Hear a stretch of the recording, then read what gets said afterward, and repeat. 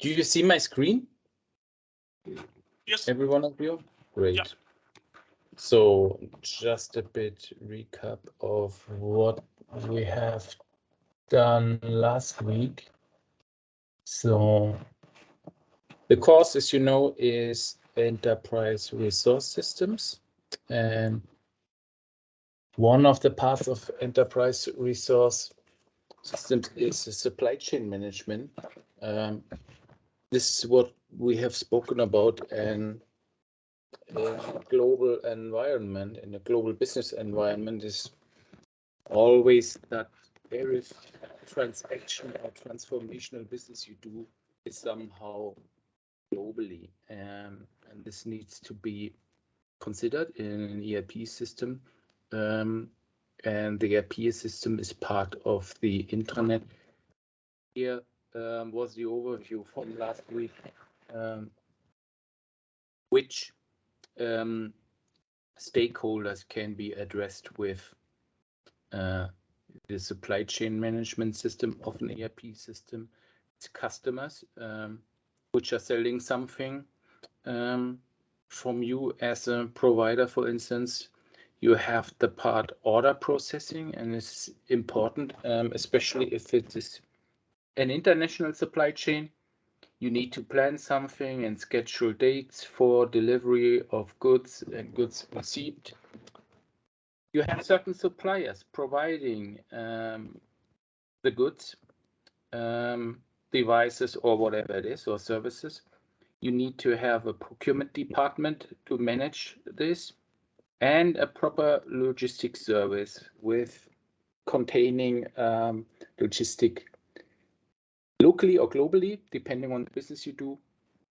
The production distributors, you need to take care of inventory of retailers who sell their goods as a distribution seller, and shipping, which is part of logistic. So the intranet in this case integrates all these different stakeholders in such a process, and mostly they are somehow protected so that no one from outside can access that. So then we have spoken about issues and such supply chains happen. The main one is due to the geographic distance. It's things like language, culture, and other belongings you need to consider, currency, tax, transportation. So especially, for instance, if you deliver outside of the European Union, you have certain taxes you have to pay. And if you deliver in APAC countries like India, like for instance, Turkey also, or Singapore and China, you need certain certifications and certificates of origin, especially in free trade zones. There is one in Bangalore, India, where you then have to consider or to manage how you can get goods, which can be anything, products, services, into such a country. And for that, you need a proper supply chain. If you have to span greater geographic distances, you can also have supply chains in country, for instance, in Germany or in any other countries. There you don't have the regulation, and you have the benefit that the tax problem is solved, because you only need to pay the value-added tax. And in some countries, if you have a supply chain outside of the European Union, you sometimes do not get back the value-added tax, so you have to add it to your selling price. Especially in South America, there are some countries where you usually have issues on that. Also, you have to consider foreign government regulations, as we have discussed last time, and sometimes you have to pay then broker in such a country, and it's difficult to assess in advance what costs will arise if you hire a broker to bring in goods. Goods in IT are mostly server hardware, storage, compute, desktops, notebooks, cell phones, or router and switching devices. And if you have a rollout or project in health IT, especially for health organizations, you have to check that. And this is mostly part of supply chain services, which is usually a unit or a department within an organization, like a health organization, and they take care about all the documentation and the paperwork you have to do if you ship something. So for you coming from countries anywhere, this is a benefit. If you work in a company who does business globally, then it's beneficial, you know, if you have knowledge about supply chain issues and how you handle that and which ERP system you need for that and which supply chain system. So, and usually in such a supply chain team, you have at least one or two members of each cultural background. You have people from APAC, from Americas, North and South, also India, China, yeah, and Russia, not anymore. So we had big business in Russia, our company, and yeah, we have almost withdrawn each and everything. So there's no business left. And since they are not able also to pay the invoices because they have been cut from the SWIFT system, it wouldn't be even possible anymore. And what we see here, even if you send emails or you try to call someone, it's not possible anymore. So you see, you are facing lots of issues around supply chain, but it's an interesting part of an ERP system, and it's all about, as always in this IT field, it's about communication, sourcing, international finance, so knowledge about business and about economical standards. Do you have any question on it? Some of you are coming from APAC, or I guess, or from South America, then you will see that.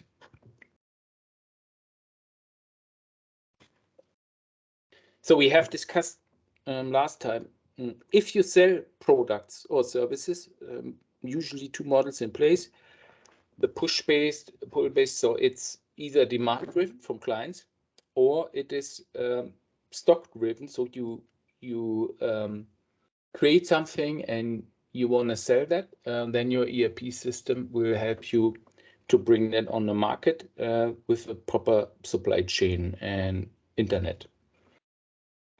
So also you can differentiate between sequential supply chains. We've spoken about that. This is when it flows from company to company, from distribution to another distribution, or if you have simultaneous workflows in a supply chain, which is then concurrent supply chain. So we have spoken about most issues.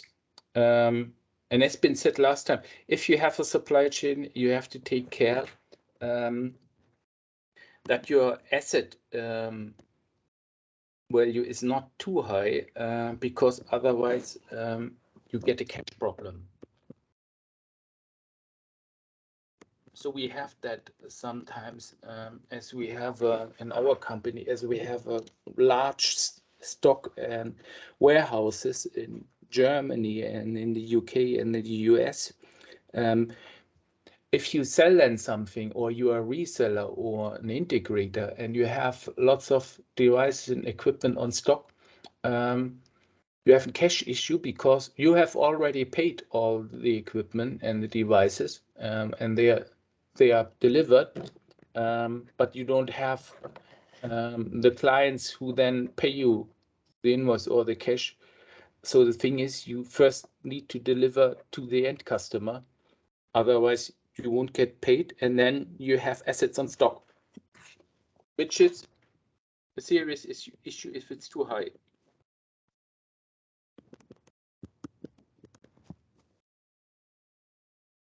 And also for this, ERP helps you. Remember when we had the session about forecast and about client orders? So if you do a proper business planning and you know which forecast you can expect, then you can exactly plan your supply chain and your ERP system, and you won't get a cash problem. But sometimes it happens. For instance, now, as we already said, we have scarce resources. We have not enough chips, so we do not have enough devices, and the lead time for routing switching devices are sometimes even 1 year. Notebooks and laptops and handsets and everything is also has a very long lead time. Access points,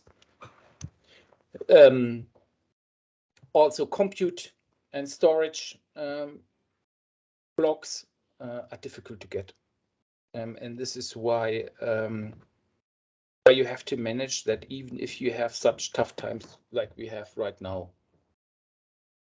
So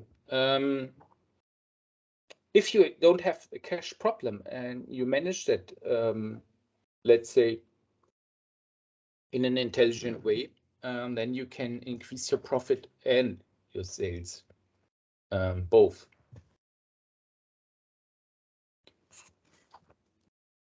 So this is what we see now. The internet-driven supply chain you see here.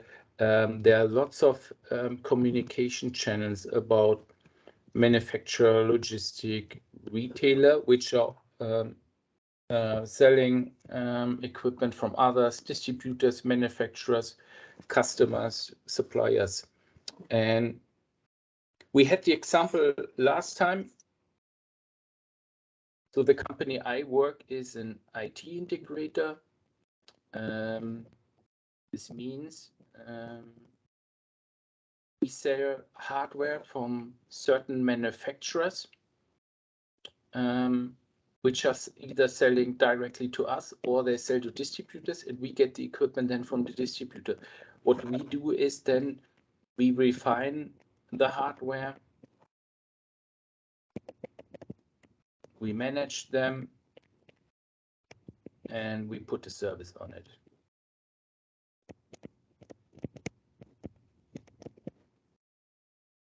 So for this, we are depending on manufacturers and distributors, and we are directly in contact with the end customer. Because the customer is not interested often which manufacturer he or she gets IT equipment, but they want to know which integrator is it. Is it Atos, is it T-Systems, is it IBM, or is it our company? But you see here this complex network of dependencies in such a supply chain. Also, we had spoken about push versus pull-based supply chain models. It's been said. For the push-based model, we rely on a forecast, right? And this is monthly, quarterly, and yearly mostly, where you then have to assess which revenue, which business do you make, and what do you need for it, and then you can transfer this information via your supply chain system through the manufacturer, which usually have kind of the same system, who then pass it over to the distributor, retailer, and finally to the client. A pull-based model is that not that the initiative goes from the customer who has a certain request. Just that you have heard the difference between a push-based and a pull-based model. And you see here, not always you have a retailer in between. Sometimes it's only a distributor. And sometimes, yeah, this manufacturer is the supplier in one company. Can also happen. But you see here, the distributor only has products and devices on stock which are part of a forecast. And here in a pull-based model, they just check if a certain, let's say, demarcation line is reached, and then they buy new devices and just replenish them automatically. So you can say, make what we sell, not sell what we make. It's a slogan. Any questions so far? So today I want to show you something about SAP. Coincidentally, this is a client I'm also take care in our company. It's a big company, and it is yeah, I would say the most known ERP provider globally. And their system, especially if you look here in Europe and in Asia, in Africa, you will find them in certain sizes. Often, maybe you do not recognize this SAP-based system, but I would say 90 to 95% have an SAP system as a ERP system. They were the first, and especially for bigger companies, SAP is kind of a standard. For smaller companies, you find different vendors who provide ERP systems. I think at least a few hundred you can find, and you have 10 bigger ones. What I did, I remember the question from one of you, if you can practice that on our campus. I have loaded it down. Currently, it's not running. It was a system which I found on chip, which you could download. The thing is that each of these ERP systems somehow has the same operational mode and the same functions. Just the mask and the features you have are sometimes differently. But you see here, it's mainly an enterprise application, which means companies, I would say, above 200 employees, or let's say 100 beds for hospitals. So it's a system-wide concept, and you can navigate. I show you that later. SAP applications and products, so they have certain features and products under this ERP systems, like supply chain, like human resource, like Qualtrics, like artificial intelligence, and some others, which you then can book via a subscription service. So it's all about software.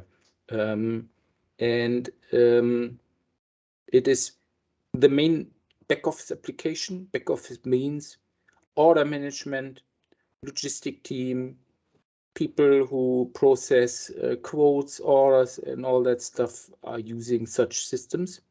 And for the more active part, like selling and doing quotes, you have a customer relationship management tool in SAP. But from my point of view, This is the only part which I think others are better. So for me, the best customer relationship management tool, which should be part of the ERP system, is Salesforce. Because their possibilities in Mask, especially for sales and marketing people, are very good. And although SAP has a similar system, I would say from the operations and stuff, it's not that advanced and good like and here SAP, I would say, has some room for improvement. But this is same for Oracle, because their system is also not that good. So for CRM, in my view, it's Salesforce, and I can show you. We have Salesforce, and we have another system which is called Pulse. It's from Sage KHK, also a provider. Good. SAP, you see here they have SAP Americas and they have SAP SE, which is here part of Europe. You have a question?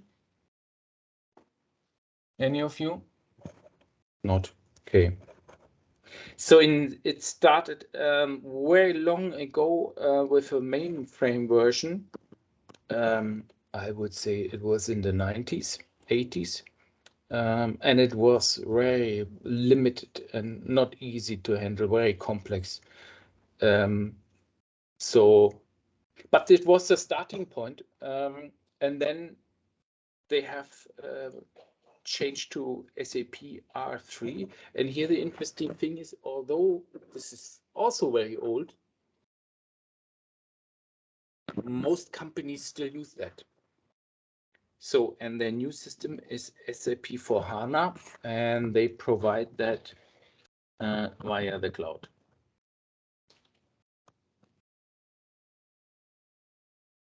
So the question is now, how can you get such amounts of data in the cloud? How can you protect it? How can you secure that? How did they do that? Then to use that in the cloud, especially for companies who are working in the governmental area, it's very complex. In here, they have fulfilled certain prerequisites. For instance, they have a cloud within Germany, where they then store critical data, which you use in such an ERP cloud, just to make sure that they fulfill all the rules and regulations coming from Grundschutzhandbuch, from Internet Security Protection Standards. So, but this is the main system and the new system. I show you how this works in one of the later sessions. And this is the one which is, I would say, mostly used. My SAP is kind of a smaller version, but SAP R3 is still implemented for lots of companies and organizations, and especially in the health area. R3 is very common. However, SAP for HANA is much more customer-friendly, easier to use, has more possibilities, has all the features and functions like supply chain, like CRM included. Yeah, this is the main system, I would say. Good.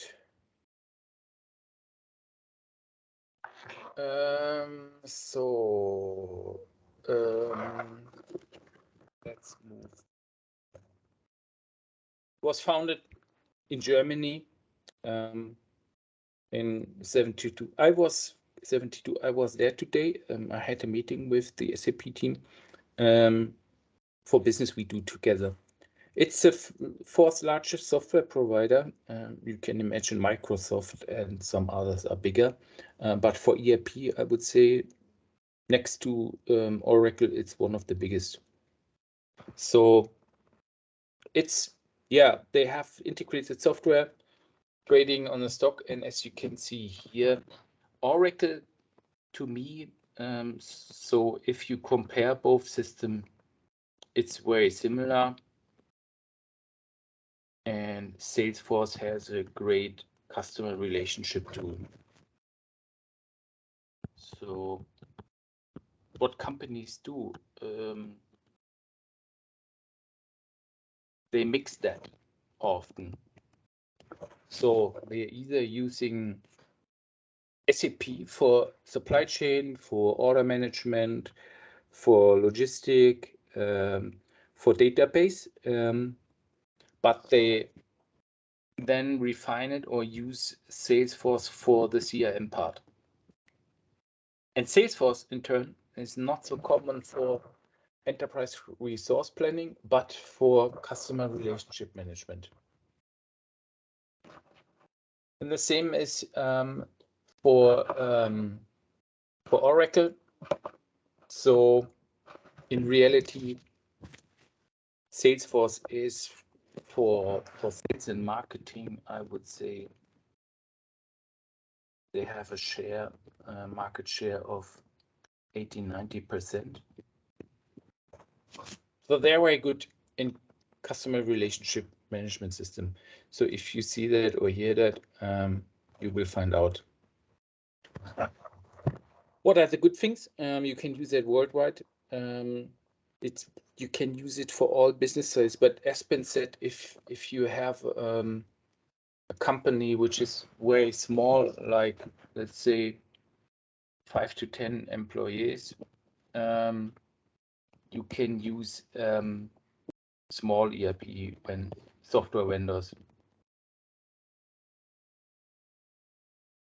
Also, Microsoft has an ERP system, not that advanced, not that good, but they have one. And they have all in common that they are multilingual and that they have multi-currency. This is important. And here, what they need to do is, especially if you trade cross borders and if you do business with APAC, you need to have the latest currencies.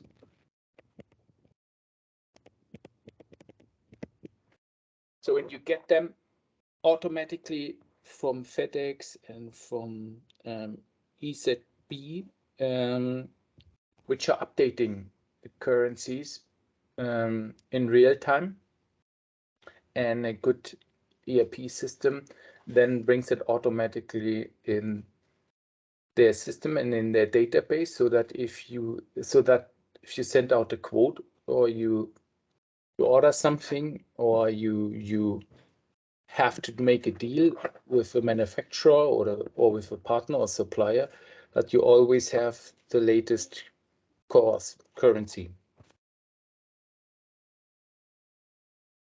But what is even more important than that, it is for each industry which incorporates health industry, and it enables to fit the features and functions of ERP to the processes you usually have in a company, like order management, like quoting, like purchasing. So, and you have to bring them all together and you have to use one single common database. And this is what ERP does by integrating each of the departments so that each department has the same level of information and that they only can use the information that is intended for them. Also, they can tie together certain business functions, like, for instance, logistically transport something, bringing sales and marketing together, which are doing or working in different departments, but working on the same business. And then you have partners that have the same system where you can work across from company to company. which means business to business.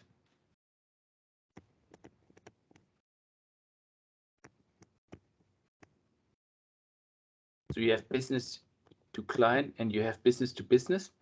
And also here you can use SAP if your counterpart has the same system. You can do an e-bonding, which means you bring the systems together so that, for instance, if you order something or you do a transaction with a business partner, that this will be done completely automatically. We have that for with our supplier or vendor Cisco, and twice a day their ERP system has an exchange with our system to grab all the upcoming orders, price requests, etc. And also in turn, Cisco delivers the inventory, the prices, invoices and stuff for that, so that both systems do that automatically. And when you then release a purchase order to Cisco because you want to sell something to a client, then it is very easy because you can do that in your ERP system automatically. You just need to click on the button. I'll show you later how such things work. So this makes it much easier to do business with business partners and with clients. So it's both. So it is scalable and flexible. So if companies grow, then it's easy to add mandates, to add users, to add even certain departments. You just need to do that either on site or you have let's say a cloud solution where you then can do that via the cloud, and then it's even easier. So and it's real time. This is an important fact. So if you click on something or you get the latest currency, you will see that in real time. Any question on that? So also you can use databases from other vendors, even if you use Salesforce or SAP. So you can connect them together. Also with other ERP vendors. And either you have a 3-tiered approach or a 2-tiered approach. I will show you what is what. Product lifecycle management. We haven't spoken a lot about this, but you maybe know lifecycle management from ITIL course if you have one. I think we have quickly discussed it with the other students. Product lifecycle management is something you need to consider, same as with the software, also with devices. So there are certain tools who, let's say, track the updates and upgrades and the heritage equipment, and check if the devices or the software are on an actual or on a latest status and are updated. And if it goes out of the life cycle, it automatically informs you that you need to do something, change them, or buy a new one, or replace them just. These are the add-ons. But as been said, sometimes SAP users take ERP for the management of the company, and CRM they often choose Salesforce. Supply chain management is very good in SAP, also for Oracle. Salesforce, somehow a product lifecycle is also good in SAP. And in the past, you had to use the customer relationship management system from SAP if you have bought SAP R3 or R2. And meanwhile, you can mix that up and use other standards. Good. So the tables in SAP are consistent, accurate. You can show you them. You have common definitions, but this is across all software you can use.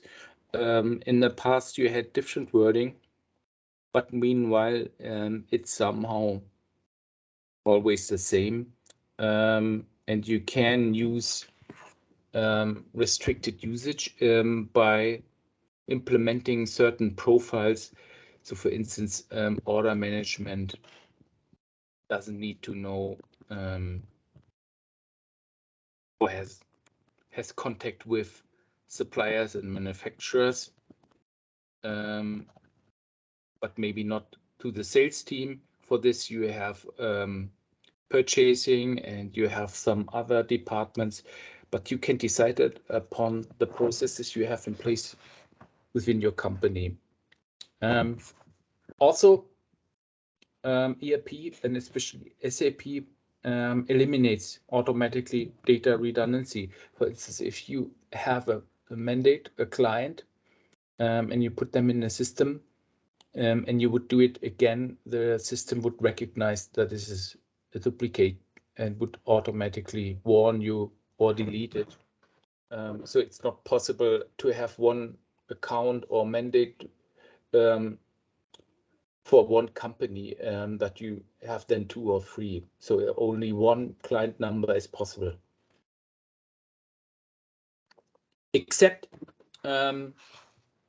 like in the case of SAP, they have lots of acquisitions and other companies they own, but which are not running under the name of SAP, like Qualtrics, like Ariba, like Concur. And for this, you have certain mandates and you have certain client numbers to differentiate them in the system.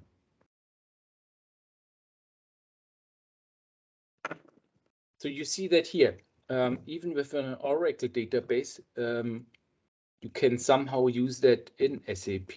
And you see here, you have a financial accounting tool, you have controlling, and in that you have a human resource tool. There's a new tool coming up, which you probably have heard. This is Workday.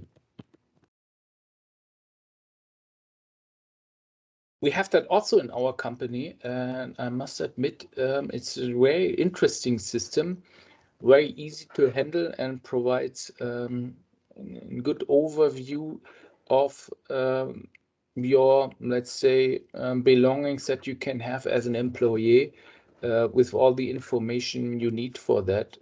So it's kind of a human resource tool. And it reminds me a bit when Salesforce started. It was not very common, but then over the years, it became, a quasi-standard. And Workday is also a tool where I would say this is very interesting. So, and I have seen they hired lots of people, and they're still searching for people who want to work there. I know some of my friends moved there. It's an interesting company with an interesting story, but they are not so behind a complete ERP system. They rather have an interest into the human resource part, which is part of this whole ERP, right? And as been said, it's sometimes smart to mix that and to use other companies or tools and applications, which are sometimes make more sense than if you use them in such an ERP system. Sales distribution. This is where Salesforce is strong. Quality management, an important part, also strongly used for compliance and regulation departments. Project system. I don't know who wants to become a project manager, but they also have one in SAP. Materials management, I'll show you later why you need that. Asset management, yeah, and product and planning. This is usually service and implementation team. So in this guts feed from a database, and this can be SAP database, but can also be Oracle. This is what this slide says. If you have a question, ask me. So SAP, if not rendered or provided via the cloud, it's mainly used with a client-server technology. Server, I hope you all know what a server is. I think you know that. You have certain SAP servers or Oracle servers. If you use ERP, then in your data center room, and here you can then connect the clients via network infrastructure, and you have then a central database on these servers, and usually you have also the application, the SAP application on these servers. You can control that and manage it via a GUI interface connection, and you can also then manage the application and the database server, and they can be on various locations depending on the size of usage. So if it's, let's say, a company over 10,000 people, there will be more than just one server, and mostly they are distributed. But as been said, if it's a cloud solution, the concept is completely different. So, but this we will handle when we do a cloud overview. Here you see the 3-tier client model, which means you have a separate database server, and here you store all the data you need, which is client information. You have orders and quotes you can find. You see customer number. You see all the financials which you need, and this has been stored on a certain database server, and the actual application is then on a different server, which then get accessed by user PCs, notebooks or something, who then access data and or also update the data. So for instance, if you have a transaction, it's a process where you gain data, where you share data, but also where you change data, which then will be updated once or twice a day with the database server. The good thing is if you do that here on one of these workstations, it's been said, they do transfer that then to the central database server, so that the information also for the other application server are available. Sometimes in real time, sometimes twice a day. So it depends on the size and on the configuration. 2-tier server model is a bit easier, because here you have the database and the application on one single server. The server can be can be a big one and can be with lots of compute and storage power, but then it's a two-tier model. So you can use both if you do not use the cloud solution.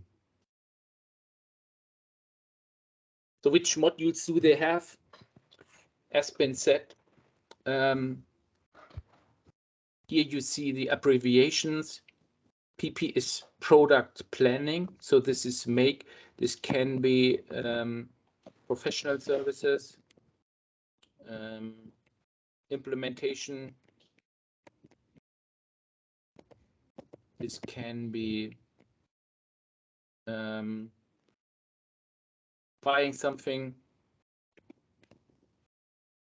So, and this is be done for product planning. So this is a terminology you should know.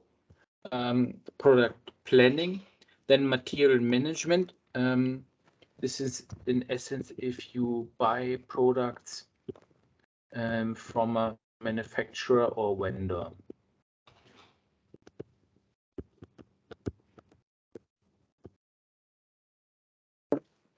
So then you have SD, which is sales distribution.